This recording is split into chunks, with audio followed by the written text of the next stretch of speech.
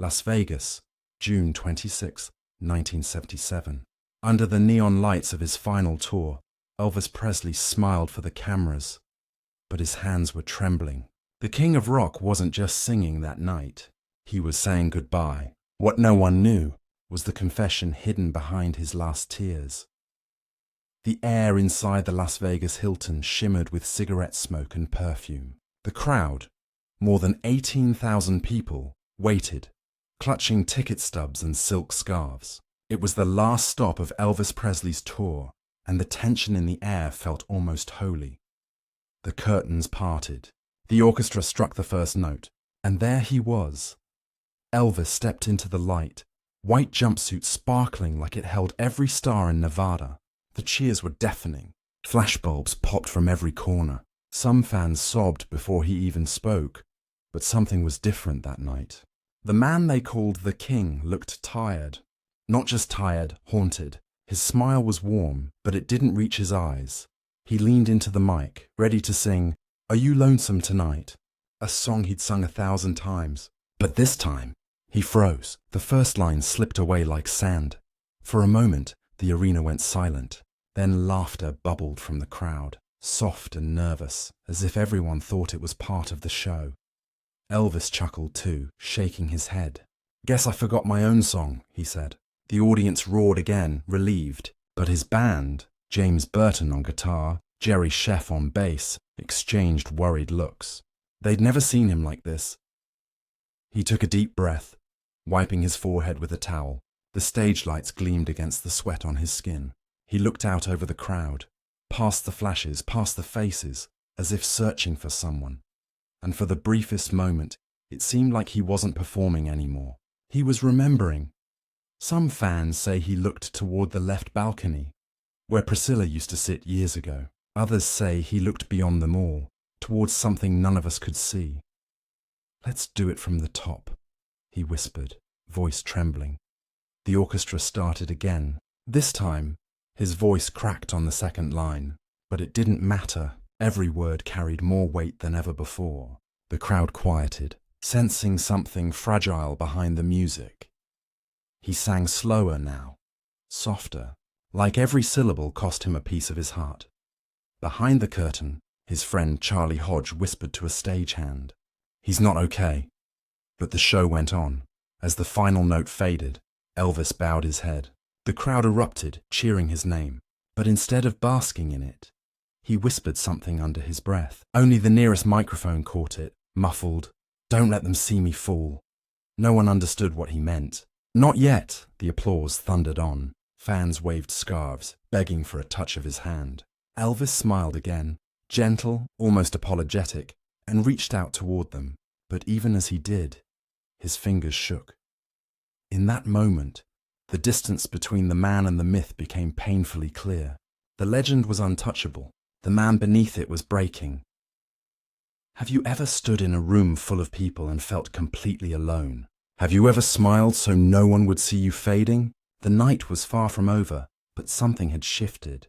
The laughter that had filled the hall now hung awkwardly in the air, replaced by a quiet sense of worry.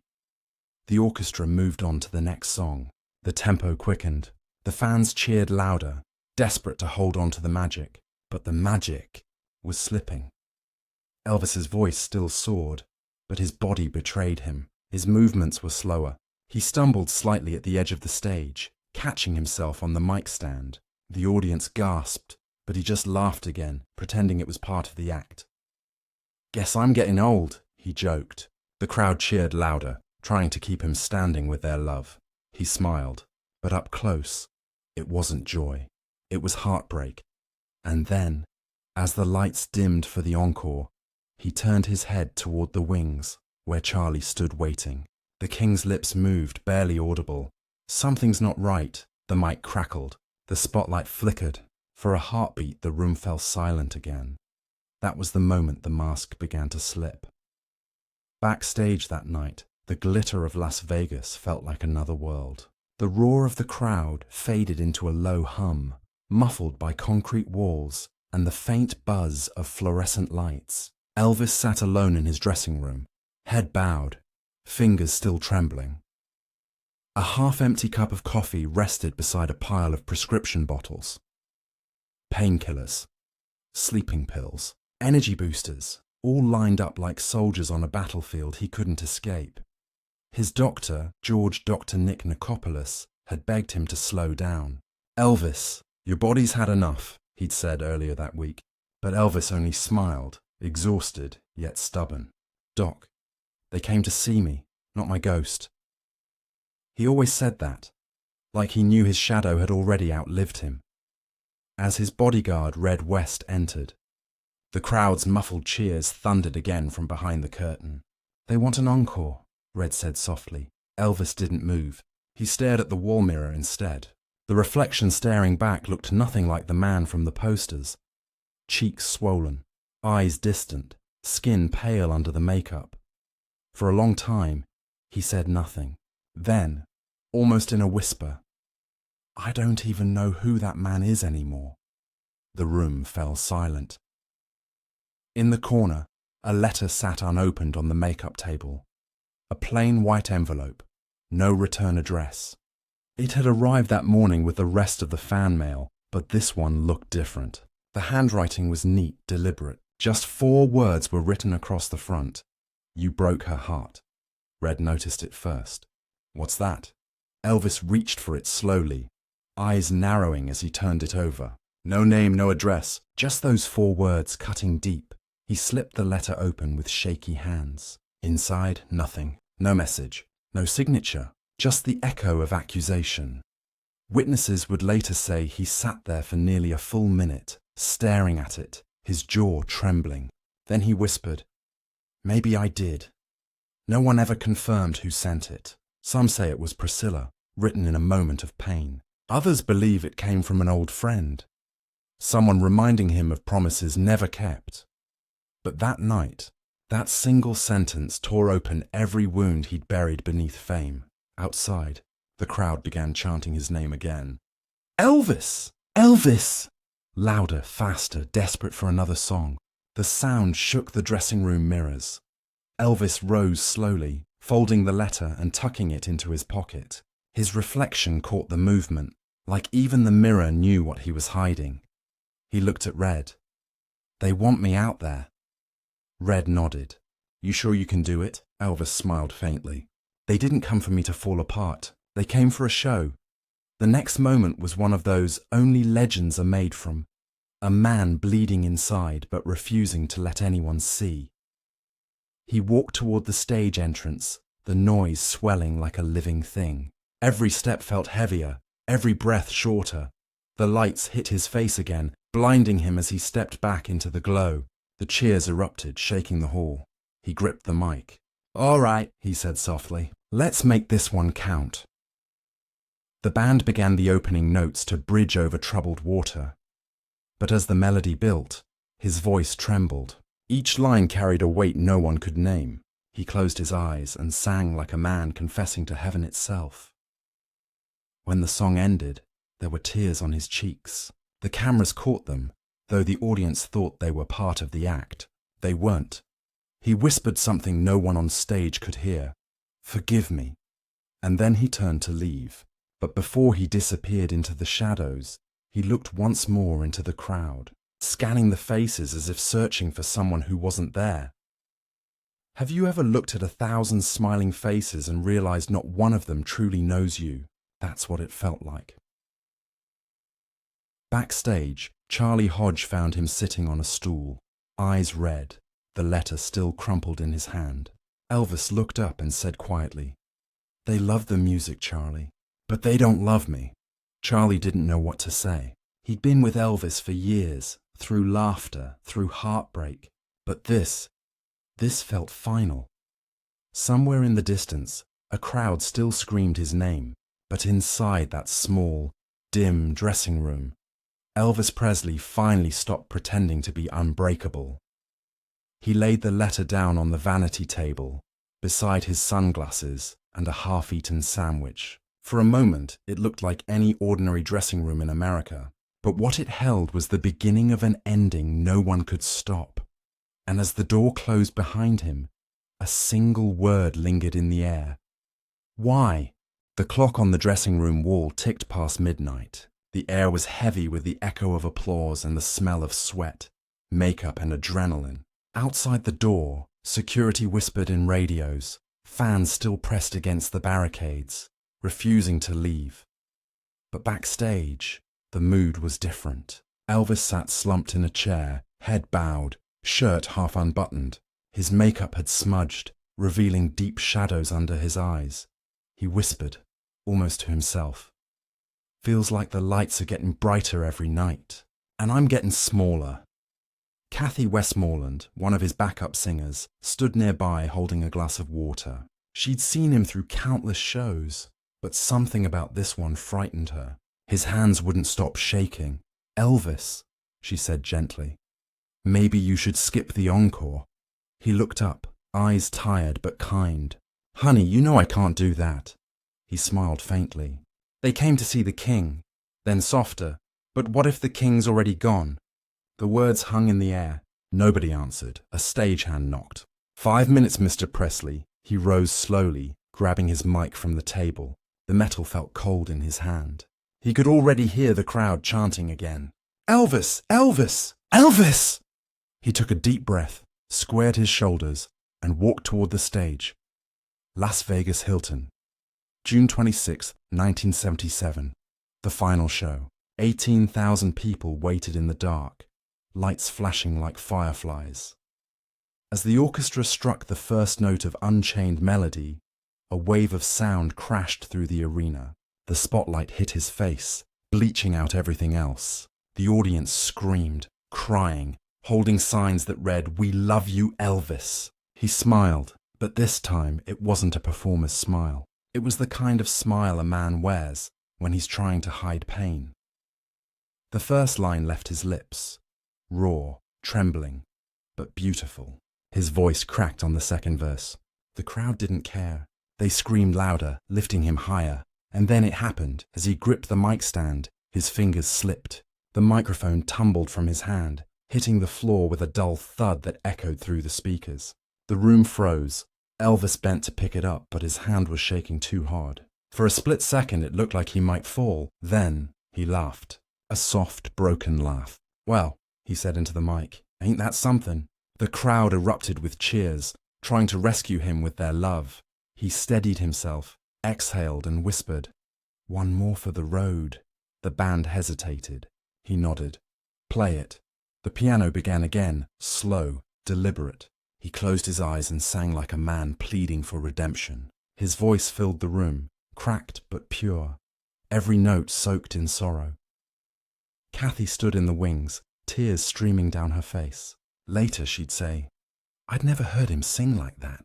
It was like he was already saying goodbye." At one point he looked up toward the ceiling lights, almost blinded by them. "Lord," he whispered under his breath, "let me finish strong." The crowd never heard that part, but the cameras did. Halfway through the final chorus, he paused. His lips trembled, eyes wet. For a few seconds there was silence. The band froze, unsure what to do, and then he smiled. A real one this time. Gentle, grateful, human. He finished the song with his eyes closed, voice breaking on the last word. "I'll be coming home." The lights dimmed. The crowd exploded into applause, some shouting, some crying. Flashbulbs flickered like lightning. The king bowed his head one final time. He whispered, almost inaudible, "Thank you." Then he turned away from the light. As he walked off stage, Kathy reached for him. "Elvis, are you okay?" He nodded slowly. "Just tired, baby. Just tired." But as he disappeared behind the curtain, she saw his shoulders shake. A quiet sob escaped him, swallowed by the noise of the encore chants. Have you ever watched someone smile just to keep from breaking in front of the world? That's what that night was. He sat down backstage, exhausted, the sound of the fans echoing down the hallway. Charlie Hodge brought him a towel and water. "You did great, E." Elvis didn't answer. He stared at the floor. "I forgot what it feels like to sing without hurting." Charlie didn't know what to say. Moments later, the promoter rushed in, waving a recording tape. "Elvis, the show was incredible. We got it all on reel. People will talk about this one forever. Elvis forced a smile. Yeah, he said softly. Forever. He leaned back in his chair, closing his eyes as the noise faded outside. The lights flickered one last time, humming softly above him. Some say he whispered something then. A prayer, maybe. Others say it was just his final breath of relief. But everyone agreed on one thing. That night, under those blinding lights, Elvis Presley gave the world more than a song. He gave them a piece of his soul, and he never got it back. The concert was over, but the sound still echoed through the walls like a ghost that refused to leave. Crew members packed cords and microphones, laughing nervously, still riding the high of the night. Yet backstage, in a small dressing room lined with gold-framed mirrors, silence took over. Elvis sat alone, his rhinestone jumpsuit half unzipped, the glitter catching faint light from a single bulb overhead. The applause was gone now, replaced by the slow hum of an air vent and the ticking of a wristwatch he had laid beside a half-drunk glass of water. Charlie Hodge slipped quietly into the room, carrying a folded towel and that familiar look of worry. "You did it, E," he said softly. "You finished strong." Elvis didn't answer. He stared at his reflection, eyes rimmed with red. "Strong," he murmured. "That's what they think." For a moment, the only sound was the low buzz of the fluorescent light. Then Elvis reached for a napkin from the table and began to write. His handwriting was shaky, uneven. Charlie pretended not to notice. Finally, Elvis set the pen down. "Here," he said. "If anything happens, make sure Lisa gets this." Charlie frowned. "Don't talk like that," Elvis smiled sadly. "It's just words, man. Maybe they'll mean something to her one day." Charlie unfolded the napkin. Scrawled across it, in fading blue ink, were the words, "I sang to be loved. But I never learned to love myself." Charlie's throat tightened. He looked up, but Elvis was already standing, staring toward the darkened hallway that led back to the stage. "You ever wonder," Elvis asked quietly, "what happens when the music stops? When nobody's clapping anymore?" Charlie didn't answer. He didn't have to. Elvis sighed, picked up his acoustic guitar, and strummed a single chord. The sound was thin but beautiful, filling the empty space like a prayer. He played a few bars of Unchained Melody again, slower, softer, then switched to an old gospel tune his mother used to love. The melody floated down the corridor. Crew members paused to listen. Even the guards outside fell silent. Kathy Westmoreland later said, "It was past midnight. We thought he'd gone home, but then we heard that voice again. It didn't sound like a performance. It sounded like a goodbye." As the last note faded, Elvis closed his eyes. Tears slid down his cheeks, catching the stage powder on his skin. "Mama," he whispered. "I'm tired." Charlie stepped forward, worried. But Elvis just shook his head. "Don't you worry, brother. God's got his plan." He folded the napkin carefully and tucked it inside his jacket pocket. The pen rolled off the table, clattering onto the floor. The sound echoed far longer than it should have. A faint knock came at the door. A stagehand poked his head in. "They're asking if you'll meet a few fans out back." Elvis smiled faintly. "Not tonight. Tell them the king's gone to rest." The stagehand hesitated, then nodded and closed the door. Elvis sat back down, eyes fixed on the reflection in front of him, the jumpsuit, the medals, the legend staring back. He reached out, touching the mirror's surface as if trying to feel something real on the other side. "What do they see when they look at me?" he whispered. "Do they see the man, or just the myth?" Charlie didn't know how to respond. So he did what he always did. He stayed. Minutes passed. The hum of the lights grew louder. Elvis's breathing slowed. Then, without warning, he straightened up, as if remembering something. "Charlie," he said softly, "promise me one thing. Anything.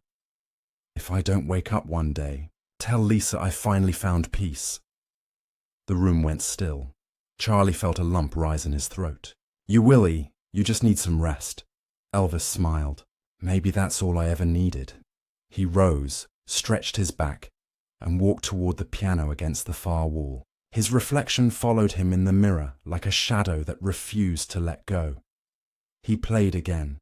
Soft, broken chords that trembled under his fingers. The melody drifted into the hallway where the last of the crew lingered.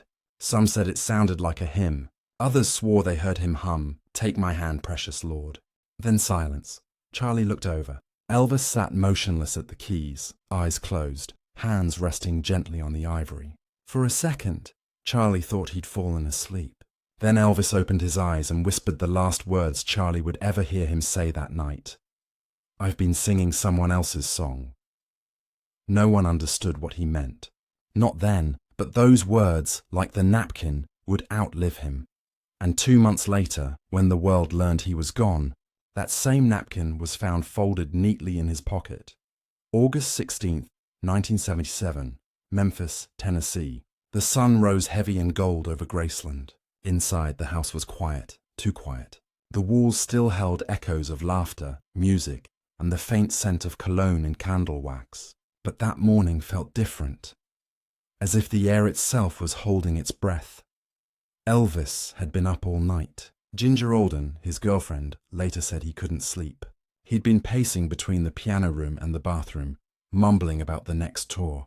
"I'm gonna make this one the comeback," he told her. "No pills, no pain, just me." He meant it. For the first time in years, he wanted to be more than the legend.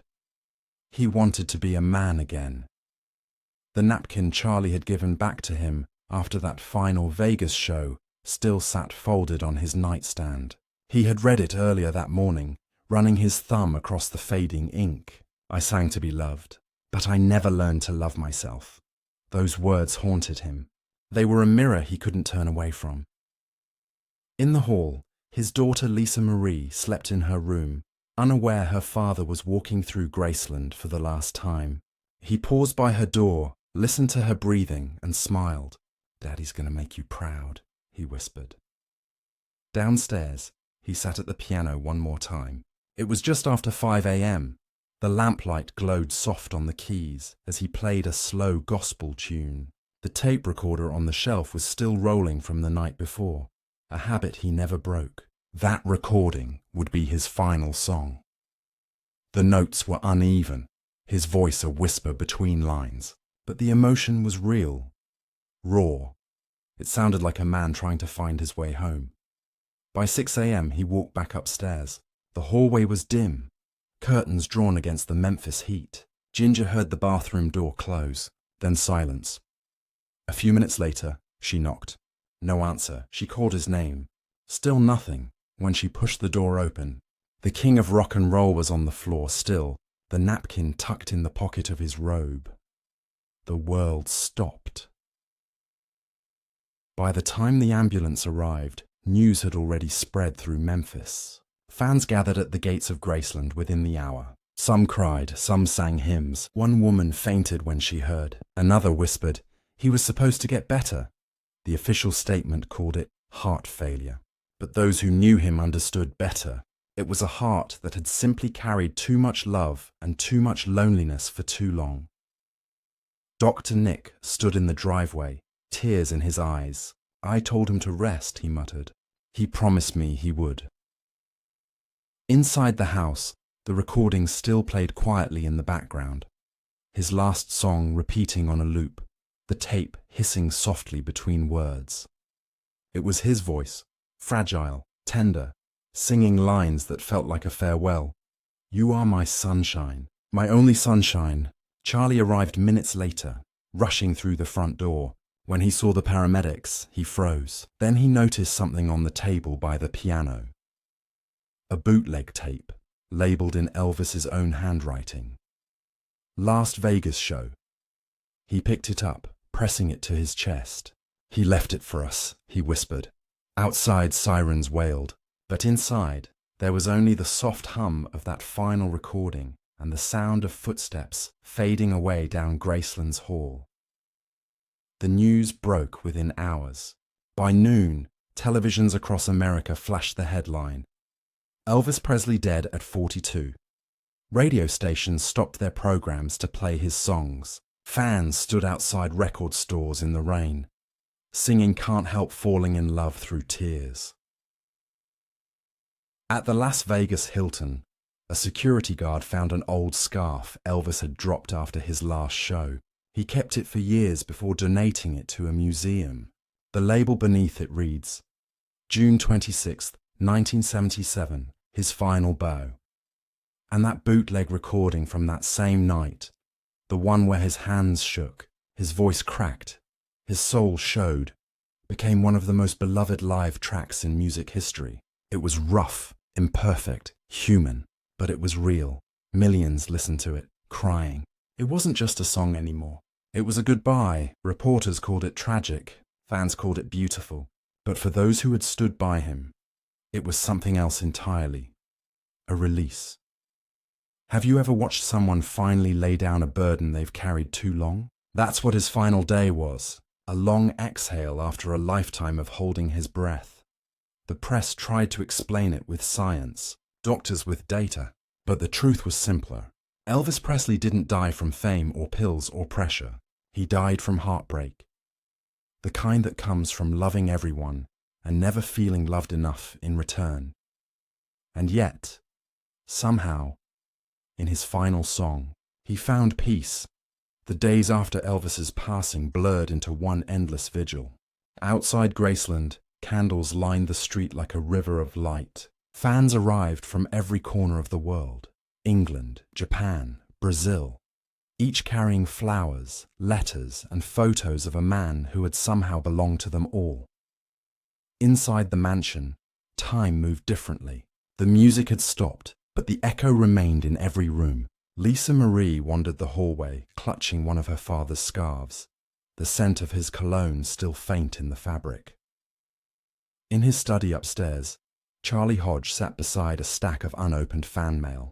He couldn't bring himself to touch it, until he noticed a small frame resting on the piano. Inside was the napkin, the same one he'd handed Elvis 2 months before.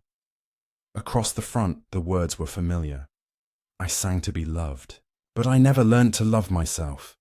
But on the back, faint pencil lines caught the light. He turned it over slowly. Written there, almost erased, were 5 softer words. Tell them I found peace. Charlie froze. His breath caught. He called softly, Priscilla, come look at this. She stepped in quietly, her eyes red from hours of tears. When she read the message, she pressed her hand to her mouth. For a long moment, neither of them spoke. That night, under the soft glow of the piano lamp, they framed the napkin exactly as they found it, front and back visible, and placed it beside his gold microphone. It became his final note to the world. Word spread quickly among close friends. Kathy Westmoreland told reporters weeks later, that last show wasn't a farewell. It was forgiveness. He'd already let go. At first, no one believed her. But then the bootleg recording surfaced. The Vegas performance taped by a sound engineer named Marty Green. You could hear it clearly in the final minutes. The crack in his voice, the deep breath before the last line, the silence that followed. It wasn't exhaustion. It was surrender. When RCA released that live track the following year, critics called it hauntingly pure. Listeners called it holy. Even people who'd never been fans felt something shift when they heard it. An honesty that cut through every myth. Outside Graceland, fans began leaving their own napkins at the gate, each with handwritten words, I understand now. Thank you for being human. A plaque was placed by the piano decades later. It reads, he sang his truth in the end. Lisa Marie would grow up to tell interviewers, my father's peace came when he stopped performing for love and started singing from it.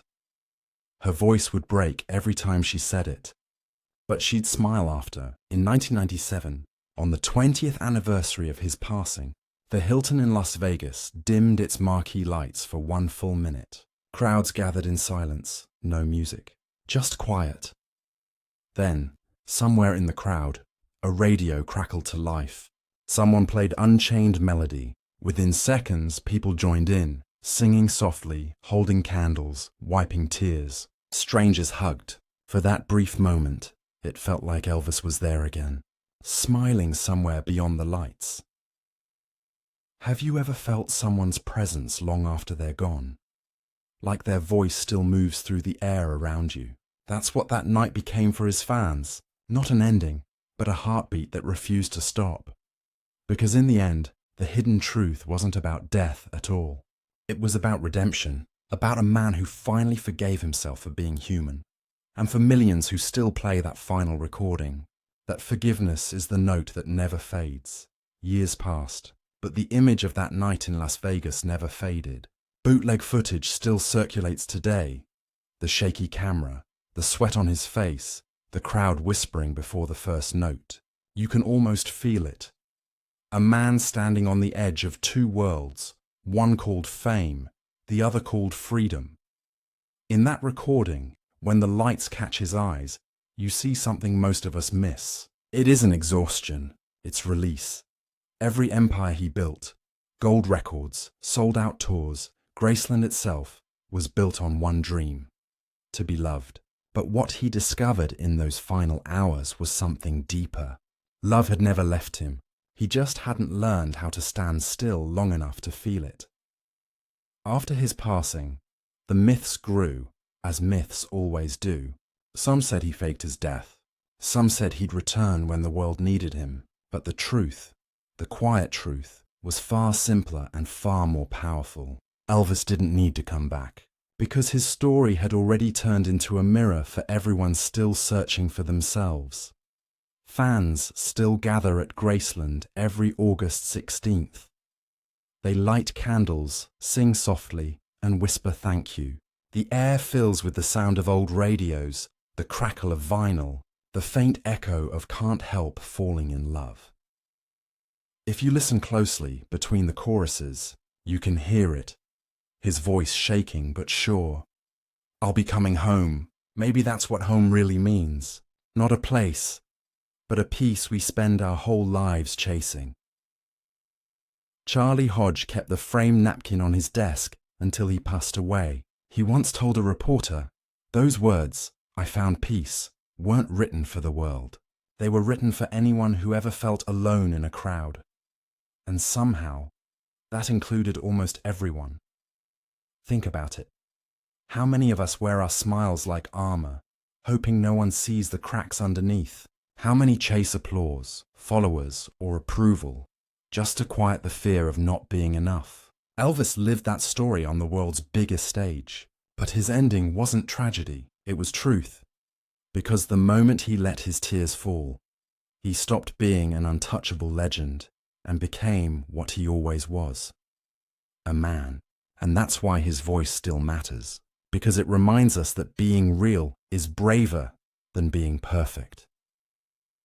In 2002, during a tribute show, a little girl handed Lisa Marie a single white rose with a note attached. "For your daddy. He taught my dad to cry," Lisa Marie wept on stage. That night, thousands of people stood up in silence, not to mourn, but to thank him. The world keeps changing, but the lesson in his last tear hasn't. It tells us that no dream, no fame, no applause can fill the space that only self-love can. It tells us that forgiveness, especially the kind we give ourselves, is the truest encore. And maybe that's why, decades later, every time Unchained Melody plays on some old jukebox, people still stop to listen, not for nostalgia, but for honesty. Because inside that cracked voice is every secret we try to hide. Elvis once said in an interview, "Truth is like music. You can't hold it forever. You can only let it move through you." He was right, and in his final moments, he finally let it. So the next time life feels heavy, remember the king standing beneath those blinding lights, hands shaking, heart breaking, yet still singing. He taught the world that even broken notes can carry beauty, that even legends cry, and that sometimes the most powerful song is the one sung through tears. If this story touched you, share it with someone who still believes legends don't cry. Because maybe Elvis's real gift wasn't his voice, it was his vulnerability. And somewhere tonight, when that old song plays, listen close. You might just hear him whisper the same truth meant for all of us. I found peace.